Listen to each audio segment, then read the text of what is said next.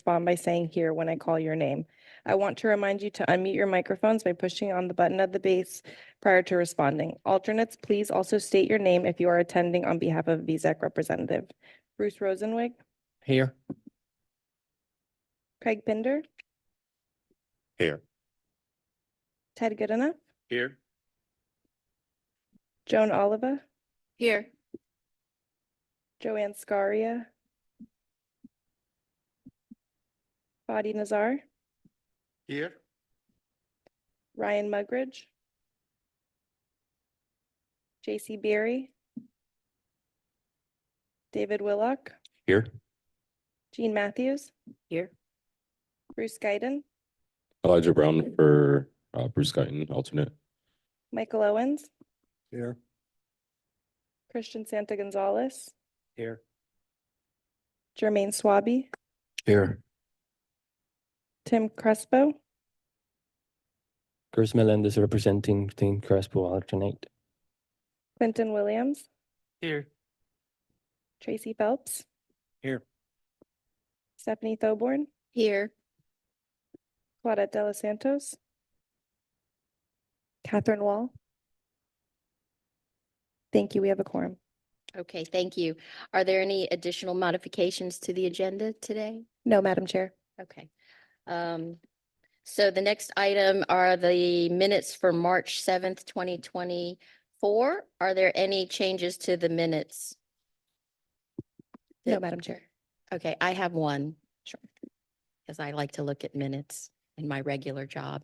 Under the item 1C for the minutes, it said the vote was 14-0, but I thought it was 15 after 15-0 after Michael Owens and Ted Goodenough attended virtually.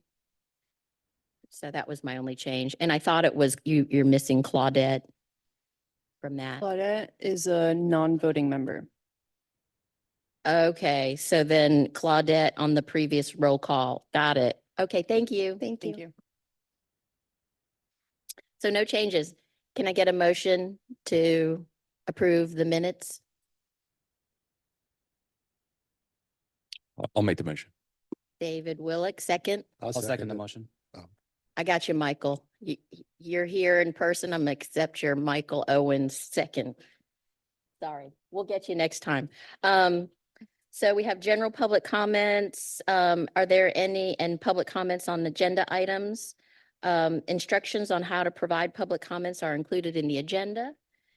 Staff, have any general comments been received from the public? No, Madam Chair. For the record, J.C. Beery joined the meeting. Okay.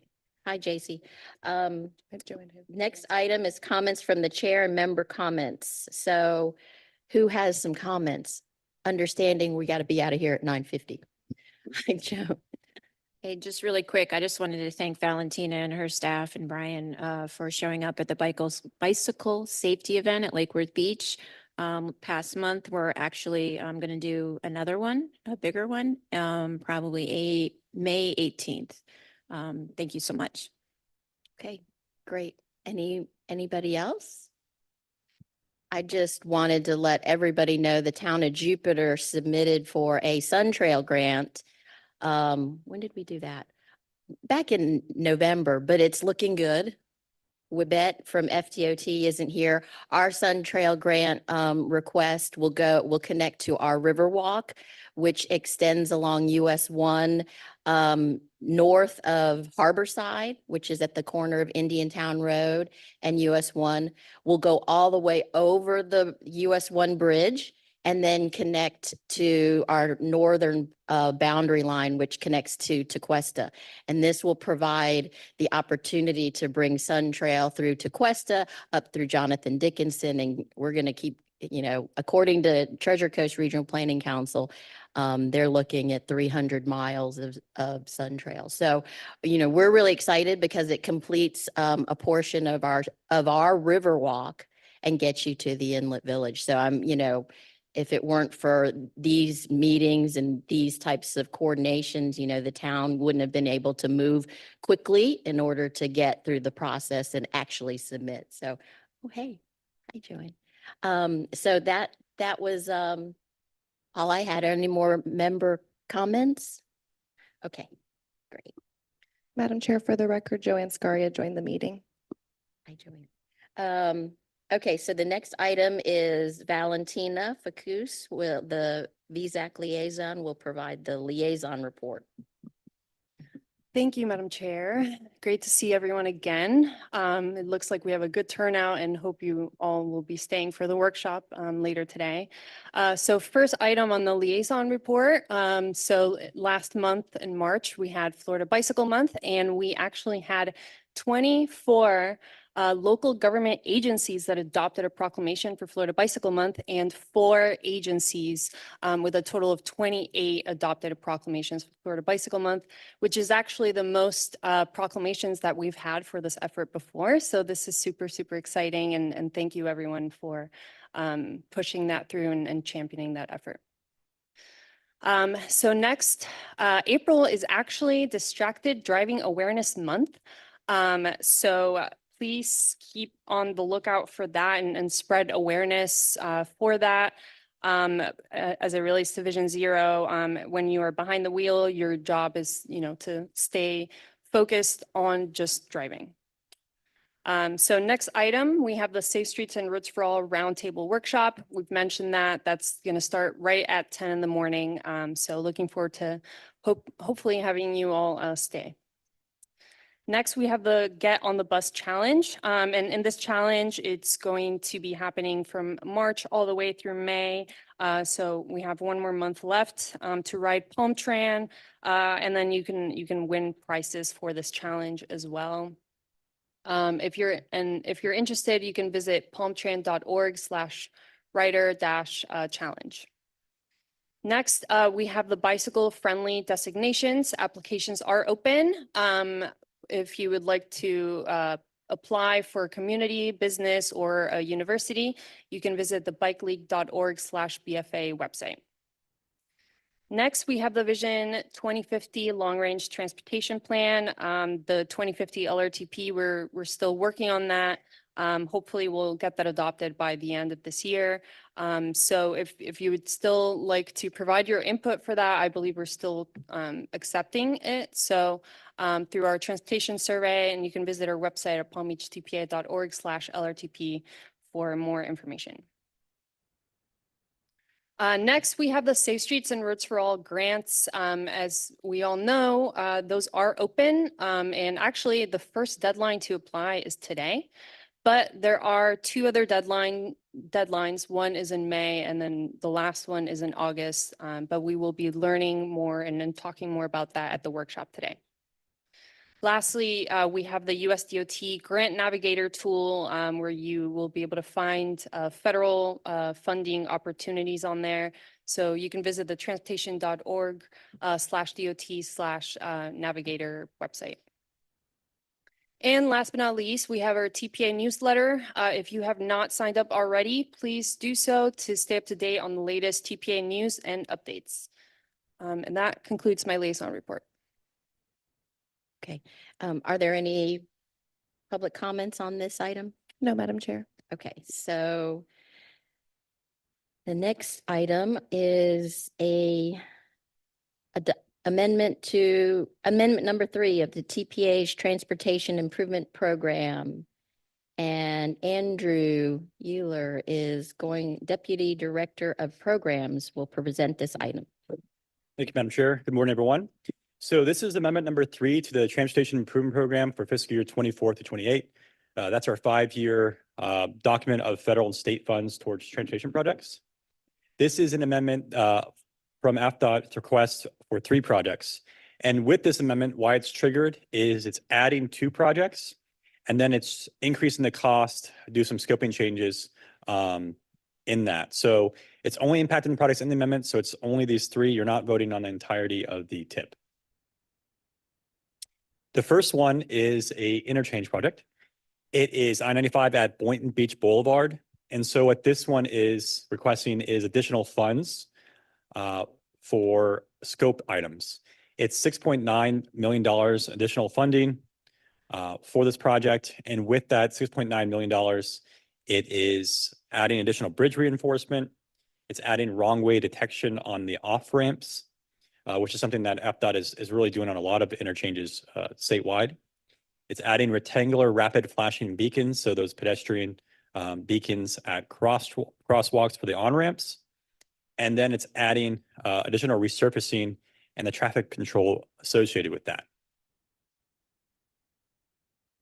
The next one is a project in Lake Worth Beach. This is on the FEC, and this is downtown at the Lake Avenue section. And this is one where FDOT received information from FEC that they would like to do some rehabilitation work at this crossing. And so this is just $157,000 towards that rehab work in the current fiscal year. The reason why it's an amendment, even though it's $157,000, is because it's a new project added to the work program and the tip. And then the last request from FDOT is another project at a railroad crossing. This is near Lake Park in North Palm Beach. This is North Lake Boulevard near Old Dixie Highway in 10th Street. And this is also on the FEC. And so this is adding design funds of $105,000 in the current fiscal year. So there was federal safety funds that they have that goes towards different initiatives. And one of those is rail crossing safety. And with this, they're looking to install some signal preemption to prevent vehicles from stopping on or near the tracks. So the signal will be pasted, there'll be some signals pasted on the upcoming approaches to that. And so they'll monitor the queuing within that space, and then the preemption of the signal will allow cars to stop and not get into the additional queuing in the railroad crossing. And that's all I have for you. It's those three projects. Do we have any public comments on this? No, item? Madam Chair. Okay. Any board comments or questions? Where's Fadi? Good morning. Could you provide more information about the preemption and who's the consultant doing the work? I'm not sure if that's known yet, because they haven't started the design yet. So, because they're seeking design funds now, so I believe it probably hasn't gone out to bid yet to get a consultant doing the work. And then when it comes to the signal preemption itself, I'm not sure if, Brian, do you want to provide a? Sure. So we received a comment some time ago from Turk with Palm Beach County, and this is one of the many traffic signals where there are two traffic controlled intersections on either side of the FEC, which are very close proximity. So what the project is doing, from what I can tell, I saw a very rough sketch of a detail. We're actually providing detection on the far side of the FEC, closer to the intersection, to ensure that when traffic is starting to queue on either side of the signals, that there's a traffic signal that would prevent cars from going onto the FEC and queuing onto the railroad tracks. So we all recall that there was a fatality on Fern Street in near Quadrille in downtown West Palm Beach. I don't believe that circumstance was where signals were involved, but what we're trying to do with this is improve the safety of the intersections around the FEC and to prevent queuing onto the tracks where there are traffic signals close to one another. It's an FDOT project, so I'm fairly certain that that would be their administration. Any other questions or comments from the board? If not, can we get a motion? I'll make the motion. Okay, Craig makes motion, Ted, the second. and Ted, Mr. Goodenough, the second. Can I, all those in favor, say aye. Aye. Any opposed? Okay, motion passes unanimously. So now we're on to information items and the FDOT Target Zero presentation that will be done by Melissa Wandel, representing FDOT and presenting this item. Hi, Good morning. How are you all doing today? great. Great. Well, my name is Melissa Wandel, and I'm a Target Zero ambassador, president of the National Coalition for Safer Roads, and advocate philanthropist, and a speaker. So thank you for allowing me to be here today. I've been gifted the opportunity to present how Target Zero and Vision Zero work together to achieve zero traffic fatalities and serious injuries on our Florida roadways. You have two handouts in front of you, one on Target Zero and one on Vision Zero. Keep those handouts as reference for after the presentation. My contact information is also on there, so do not hesitate to reach out to me in the days ahead. I know this is a quick meeting and then you go right into another one. So if you have questions, you can reach out to me anytime. I'm happy to answer any questions. And if there's a question I cannot answer, I will find it and get back to you, I promise. You will also see a fillable form that I asked if you could complete that as well. It really, all it is your contact information, if you want to give it. And the bottom of it just gives you the opportunity to leave any comments and let you select ways that you want to stay informed, knowledgeable, and if you want to stay engaged in this movement. And because of the time, if you fill it out at the end, we'll just, and bring it into the center, we'll collect them at that point. So later in the presentation, you will learn why I was selected to speak on this topic, how one traffic crash affected my life and the lives of others, and why I will always advocate to eliminate serious injuries and fatalities on our roadways to achieve the goal of zero. So first, to be honest, how many of you are familiar with Florida's Target Zero movement? Okay. Okay, there you go. And how many are you familiar with the Vision Zero initiative? Okay, many more than the Target Zero, right? Exactly. That's right. Okay, so how many of you understand how the two initiative works in tandem? Okay, there you go. That's great. Okay, and hopefully, so by the end of this, hopefully you'll all be able to raise your hand and understand how the two of them work in tandem, the Target Zero and Vision Zero initiative. Okay, so let's start by defining what is Vision Zero, which most of you in here know, right? So Vision Zero is a global movement to eliminate all traffic fatalities and severe injuries while increasing safe, healthy, equitable mobility for all. Vision Zero starts with the ethical belief that everyone has the right to move safely in their own communities. System designers and policymakers share the responsibility to ensure safe systems for travel. Vision Zero holds that serious injury and fatalities are preventable and focuses on making the roadway and surrounding environment as safe as possible. This includes the built environment, policies, and technologies, and mitigate serious consequences of mistakes made by road users. So, what is Target Zero? Target Zero is Florida's data-driven, multifaceted initiative to eliminate all traffic fatalities and serious injuries across our state's transportation system. Target Zero believes that all injuries and fatalities on Florida roadways are preventable. Target Zero addresses Florida's unique transportation issues by incorporating evidence-based strategies demonstrated to generate solutions. Target Zero aligns Florida's resources and establishes actions for all safety partners to improve how our citizens connect, interact, plan, design, operate, and maintain their own transportation system. Target Zero builds on the Vision Zero belief of focusing on influencing dangerous drivers' behaviors before serious and fatal crashes occur in Florida. Target Zero is a collaborative effort. Floridians must all work together to achieve zero. The Target Zero and Vision Zero initiatives are very similar. Let's review how these two initiatives are alike. We'll spend a little time on this slide reviewing how Target Zero and Vision Zero are the same.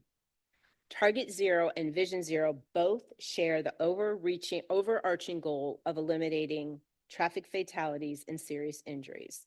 To achieve the goal, they both take a holistic approach. Vision Zero fuses engineering, education, enforcement, and evaluation together to create a comprehensive model. Target Zero promotes a multifaceted data-driven initiative combining both features from Florida's Strategic Highway Safety Plan and from FDOT's Design Manual, Traffic Engineering Manual, and Speed Zoning Manual. Target Zero also integrates research regarding post-crash care and data from Florida's SunTrax facility. Both Target Zero and Vision Zero rely on data-driven strategies using crash data and analysis to identify high-risk areas, patterns, and contributing factors to prioritize interventions and to create calls to action. Both initiatives involve advocating for and implementing policy changes and infrastructure improvements to enhance road safety. These could include measures like improved signage, crosswalks, traffic calming measures, alongside implementing automated enforcement.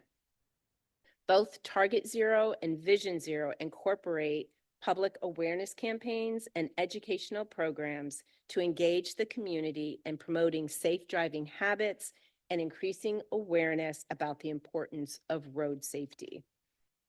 Currently, Target Zero has campaigns focusing specifically on speeding, distraction, and aggression, targeting young males ages 18 to 24 in 5 Florida priority districts with emphasis in specific counties. The focus regions for the current Target Zero campaigns are District 1, Polk, Manatee, and Sarasota counties, District 4, St. Lucie, Palm Beach, and Broward County, District 5, Brevard, Lake, Marion, Orange, Osceola, Seminole, and Volusia counties, District 6, Miami-Dade County, District 7, Citrus, Hernando, Hillsborough, Pasco, and Pinellas counties. Target Zero and Vision Zero collaborate and coordinate among various stakeholders, including government agencies, law enforcement, community organizations, advocates, local businesses, and the public. Both Target Zero and Vision Zero recognize the achieving the goal of zero cannot be done alone. We must all pull our resources and we must all work together.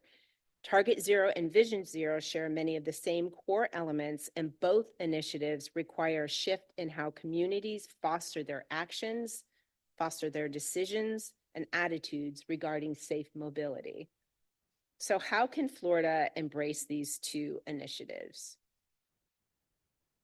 Exactly how does Target Zero build on the Vision Zero principles?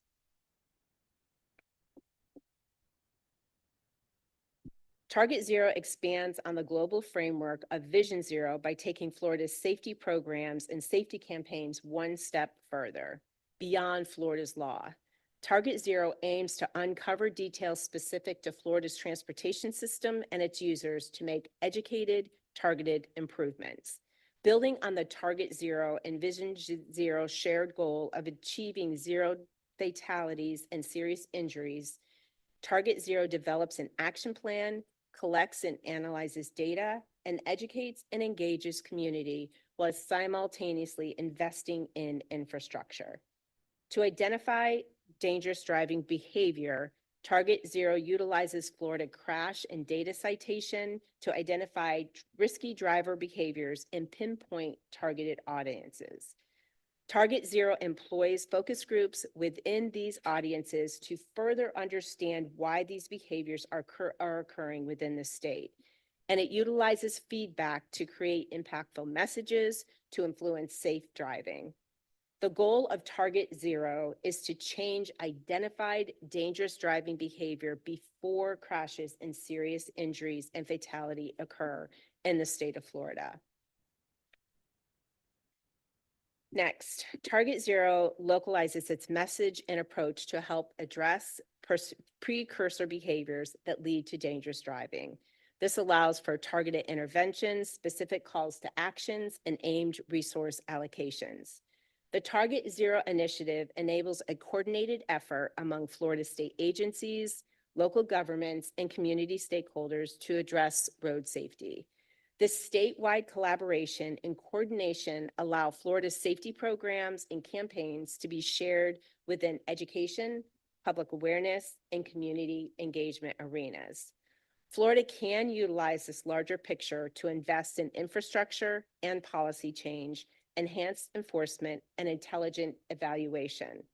Here you can see Target Zero's current driver behaviors. The initiative aims to eliminate the reason behind the driver behaviors, including a call to action for each. Florida's Target Zero initiative builds on Vision Zero's fundamentals to reduce roadway tragedies in our state. We must all work together towards zero to promote safety on our Florida streets. Every Floridian has a responsibility to do their part to ensure safe, healthy, equitable mobility for all.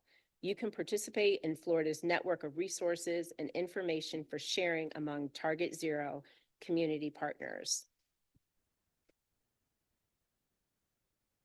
So how can you further this Target Zero initiative? You can join one of Florida's Target Zero safety coalitions. You can access and disperse TV, videos, audio, and social media content to support community outreach and engagement. You can get connected to a safe systems approach resources. And all you need to do is go to targetzeroflorida.com. So how do I make impact? Why am I here? Why am I able to come up here today and speak on this topic? Several years ago, I formed my own company, M3 Motivational Concepts, so I could educate, encourage, and empower individuals and other organizations for greater impact. I travel the United States sharing my personal story so that others can utilize my forward momentum to affect positive change in their own communities. I've always been an advocate, and establishing M3 created new opportunities as I aid to strive to help people move towards their goals that they have. My personal story: on October 24th, 2003, my husband of 1 year and 5 days left our house to go to dinner, and he never came home. He was a passenger in my brother's vehicle and was killed by another motorist who ran a red light just 2 weeks before our first daughter was born. My brother was also in that crash and today remains physically and emotionally debilitated. When crashes occur, it can be tough for many different reasons, but then when there is death and there is serious injury involved, the downward spiral of the domino effect is real. I could not just sit with this crash. I had to act. I had to act positively in my grief and be a part of the safety solution moving forward. I did not want to be a part of the problem. I wanted to be a part of a forward momentum. I investigated solutions that would aid and educate Florida's motoring public. I started researching red light safety cameras and really started educating myself first to truly make sure this was a viable option. I reached out to traffic camera companies, one that was in my backyard. I had never had any idea, to receive firsthand knowledge on their value, why these cameras worked, why they didn't work, why were they working around in some states, why were they not working in other states. I needed to get that firsthand knowledge to be an authentic advocate so that I would know what I was stepping into and what I was doing in order to make a positive change. I reached out to policymakers. I reached out to law enforcement and civic groups to build a team to see if we could craft a bill that would aid our policy, that our policymakers would pass to reduce the risk of these crashes at our Florida intersections. After 5.5 years of educating, advocacy, and crafting the right language, the policymakers passed the Mark Wandel Traffic Safety Act. The bill, passed on May 13th, 2010, allows red light safety cameras to be utilized in the state of Florida, the most dangerous intersections. We have to remember that somebody had to die in order to implement a system that would help reduce the risk and help towards saving lives. Roadway tragedy does not have to happen, and automated enforcement is just a piece of that solution. It's truly how I became established as an advocate. My husband's death and my brother's diminished quality of life as a crash survivor. This advocacy work led me to the next chapter, becoming president of the National Coalition for Safer Roads. Our mission is to connect and empower survivor advocates of traffic-related tragedies with the tools and resources needed to end road violence in their own communities. Much like the Target Zero initiative focuses on data-driven strategies, public awareness and education, community engagement, coordination, and collaboration, NCR brings together policymakers, community leaders, and concerned citizens in support of these life-saving technologies, advocating for their use in communities around the country. NCSR also humanizes data by sharing victim and survivor stories to demonstrate the impact of unsafe driving and attaching real faces to real victims to the research results. I want you to understand that my trauma ignited a fire deep within my soul and propelled me to advocate not only for Mark, Phil, our daughter Madison, but for those that I did not want to walk in my shoes. My trauma, my memories are as palpable today as they were 20 years ago. And I want to advocate in the highest imaginable way so that your loved ones and you will never walk in my shoes. My trauma became my passion, my desire to get to zero before zero was even sought after. One of the ways that I've turned statistics and data into the real faces of our loved ones is by creating the website drivingdownheartache.org, which showcases real life stories, memorializing those who have died or honoring those who've been seriously injured in roadway tragedies. The purpose of this website is twofold. It serves as a peaceful space to remember, heal, support one another while encouraging personal accountability for all road users. Anyone affected in the state of Florida can submit a testimonial. Remember our daughter, Madison Grace? She too was a victim of that crash, which happened on October 24th of 2003. She never got to meet her dad. Mark was so excited to become a dad, and the way that his absence has affected Madison is just in her life, it's just too numerous to discuss here. Madison still struggles today to define who she is, not knowing where the other half of her originated from. Throughout all my advocacy effort, our daughter was by my side. My goal was to be certain that she felt empowered. I wanted to show her amid adversity that we can all do hard things. With Madison in mind, shortly after Mark's death, I started a nonprofit in my husband's name, the Mark Wandel Foundation. Our nonprofit resources, aids, and uplifts children in grief who've had a parent, sibling, or guardian die. Our programming is donor funded and free of cost of all youth and families in the state of Florida. We offer equine assisted learning, we offer a 3-day camp, and we offer quarterly reconnects to get all these kids back together. We offer college scholarships. For the past 20 years, I've watched many of our youth grow from within our foundation, transitioning from confused to capable, from lost to leaders. Today, I'm also an active Target Zero and Vision Zero ambassador, working to eliminate both initiatives in my state and nationwide.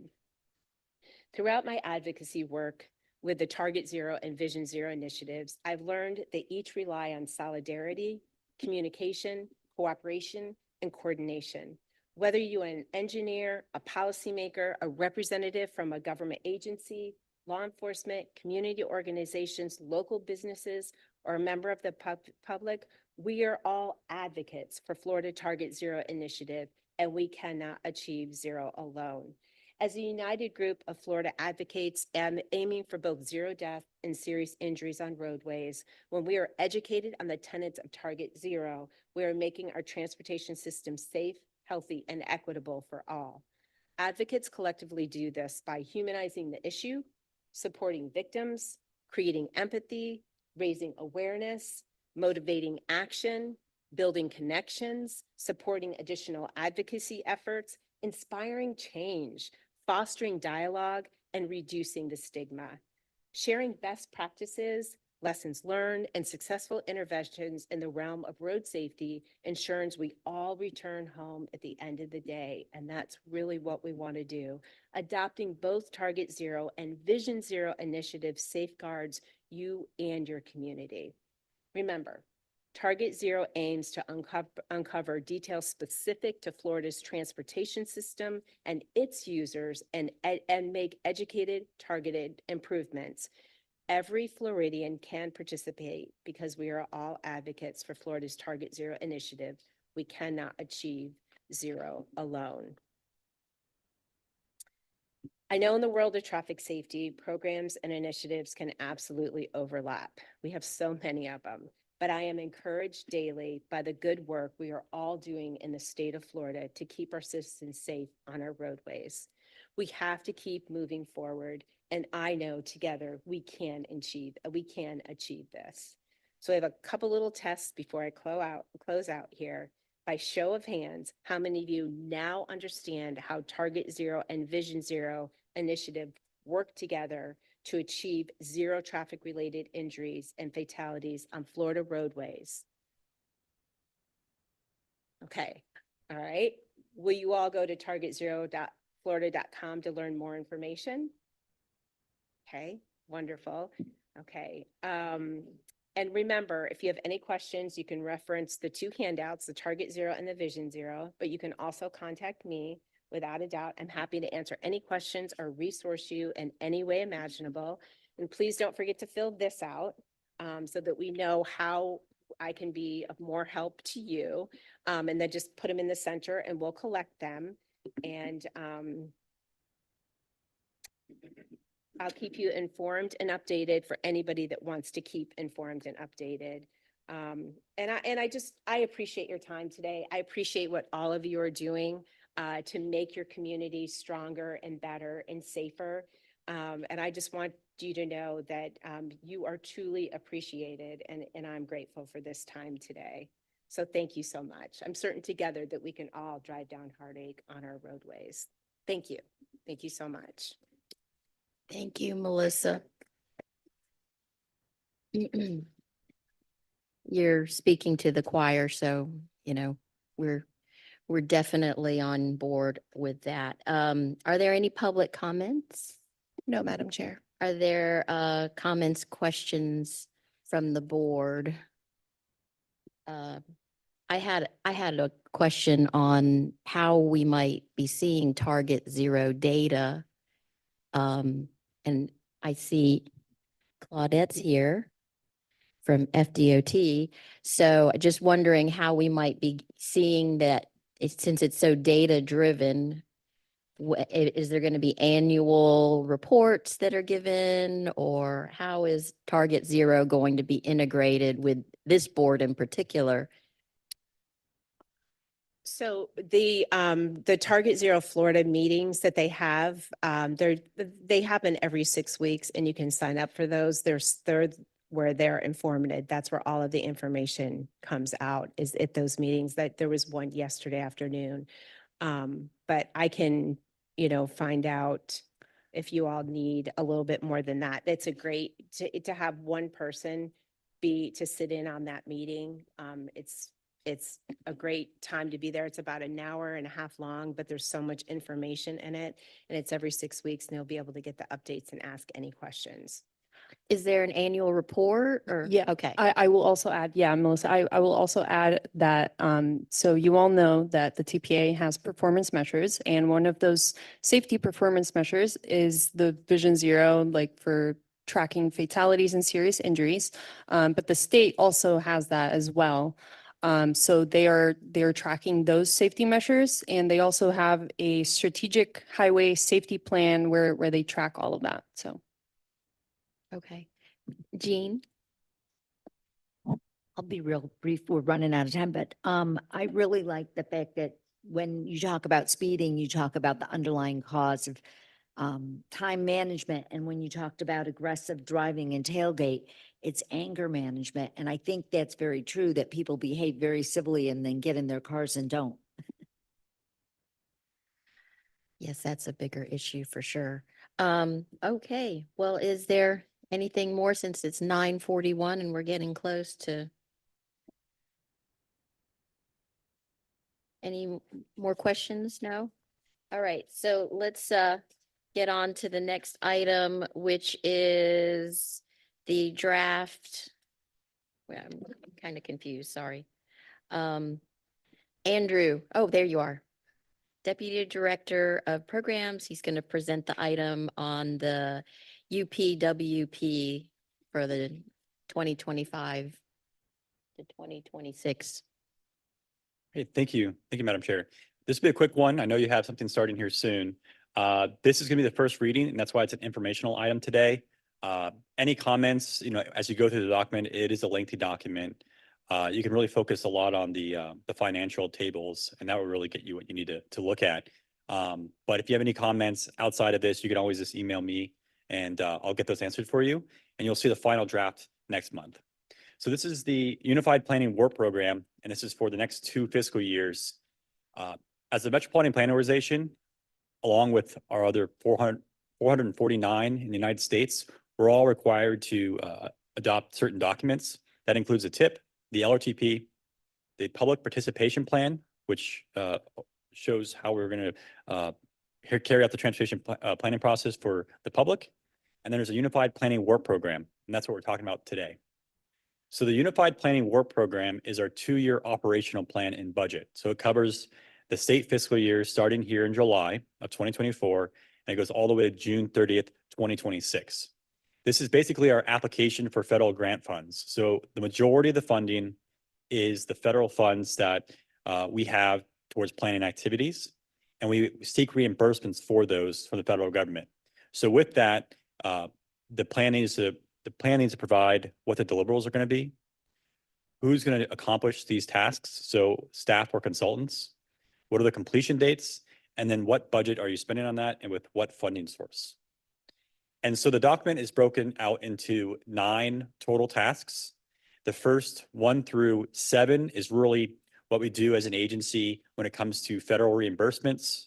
Task 8 is transfers to other agencies. That's a smaller amount, but we work with our partners in Broward and Miami-Dade on a regional plan. So that's where those funds go. And then there's a task 9, which is entirely local funds. So those are ones that are not eligible for reimbursement from the federal government. And so those are shown separately. And the plan, as I mentioned, is mostly federal funds, and these come from our Federal Highway Administration and then also the Federal Transit Administration. Those are formula funds based on the population within the urbanized area. So we receive those funds, and those go towards our planning activities. The next one is also a formula fund. It's not directly planning funds. It's our federal funds for Surface Transportation Block Grant. And those can be used towards construction, which the overwhelming majority of those are towards actually constructing projects and designing projects. There is about 3.9 in this plan that is used for planning activities, mostly associated with carrying out studies for future projects.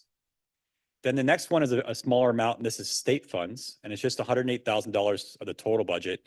But this is to carry out our transportation disadvantaged program. Our staff serves as the staff for that and administers that local coordinating board. So that's how we reimburse that. And it's a state fund that we get reimbursed with. And then the last funding source is local funds. And local funds is, as I mentioned, a separate final chapter in this document.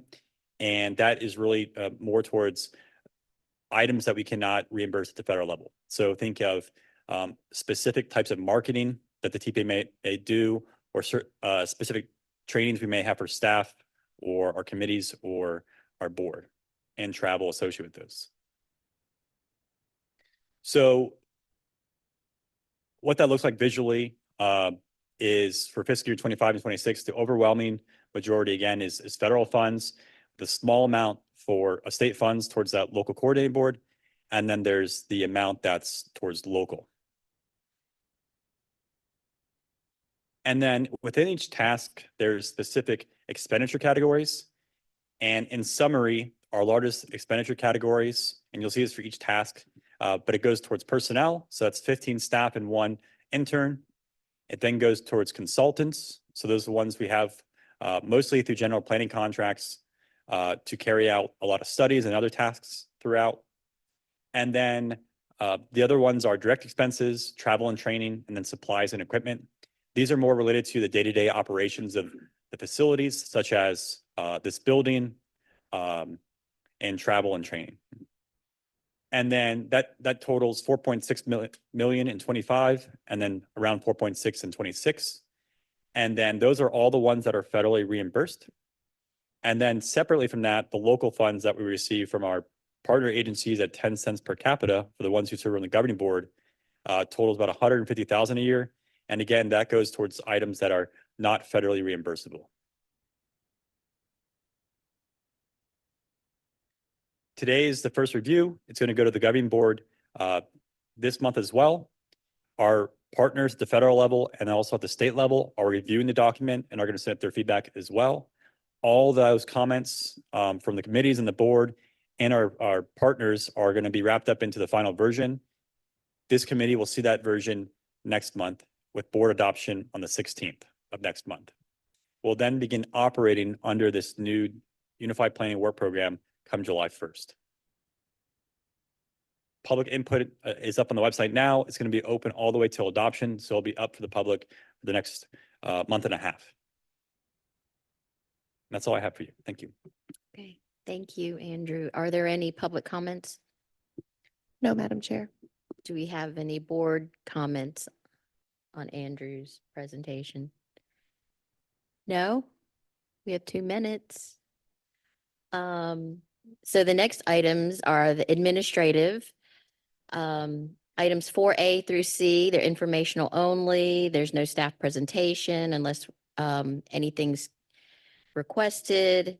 And Andrew went through the governing board. Well, that's governing board summary. Well, actually, the governing board coming up. And then our next meeting, we have the pedestrian and bicycle quarterly crash report. That's something we should all look at for sure, but we aren't going to have a presentation now. And our next meeting is May 2nd. So with that, let's adjourn.